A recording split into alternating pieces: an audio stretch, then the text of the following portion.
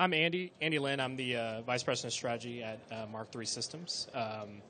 I'll be kind of talking about this from a completely different angle, I think, from a lot of the other talks in this particular session. So we're actually a long-time IBM Premier Business Partner. We've been around since the mid-'90s. Solution provider, offering infrastructure, but also like software services and cloud. So our involvement with OpenPOWER is really around the Barreleye system. One of the main things, like our clients, which our clients are enterprise clients and service providers, pretty much that have data centers across North America primarily. They've been pushing us not only to help them with kind of their core IT strategies, which are around a lot of the applications that people need to kind of maintain, optimize, and improve these days, but also around building strategies around digital cloud stacks, which all of you guys are very familiar with. Primarily for us, it's like on-premise and hybrid strategies. How do you get the same type of development and agility that you would get in the public cloud, but do it in your own data center for whatever reason? A lot of it's based on economies of scale. A lot of it's based on security or specific reasons around why people want to kind of build that stack out. So we've had the ability to offer kind of what I would call core power up to this point, but then also a lot of folks are looking at other alternative strategies as well to still leverage a lot of the benefits of power, but do it kind of in a newer way. And Barreleye is really one that we see like a lot of interest and a lot of demand, and really filling a requirement that a lot of people have. So for those of you who aren't familiar with it, I think most of you are, but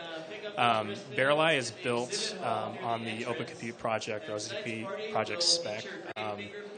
The form factor itself is built around really about hyperscale and being able to scale to, most of the time, an environment that has thousands or tens of thousands of systems, even though we're seeing more and more interest even at kind of at a lower number as well. If you look at what Rackspace came out with, and I think this was actually approved by the OCP project, I think in February, a couple months ago officially. So the specs are officially out there to actually build on top of. We've actually had a system in our lab for a couple months now, and we're working toward actually commercializing it on a wide scale. I think in Rackspace's and IBM's press release today, they talked about they're going to have public cloud offerings later on this year, and our concept is basically to allow people also to build an on-premise or hybrid type strategy that would leverage the same type of system when there are data centers, and kind of going in concert with what we normally offer to our clients today is having our guys kind of trained up as far as being able to offer guidance, the ability to integrate in with existing strategies, being able to delineate between the two sides, what we call like a bimodal IT strategy, and helping them properly execute and maintain kind of over the long term. A couple of the areas that I think we found interesting just from our perspective is there's a lot of stuff around here about the OpenBMC, and that's been something that from our perspective we found pretty exciting. It is a change from other power architectures in the past, but just kind of the ability to incrementally and quickly advance the capabilities of the platform. We've seen code drops occurring pretty frequently, so much like you iterate today on the traditional cloud software stack, you also have the ability to do that as well, obviously from the hardware perspective, which is a little bit of a change, but it's been incredibly exciting to kind of witness, and we're really, really pumped about where that can kind of take this particular platform in the future.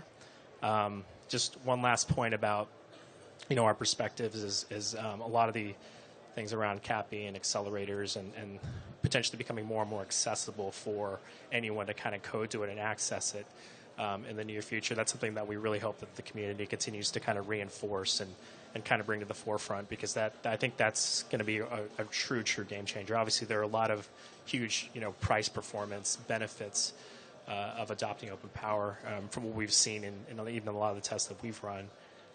We view that as kind of like the thing that will really, really kind of push this platform and OpenPOWER in general in the future. So would definitely encourage everyone to to continue to push that forward.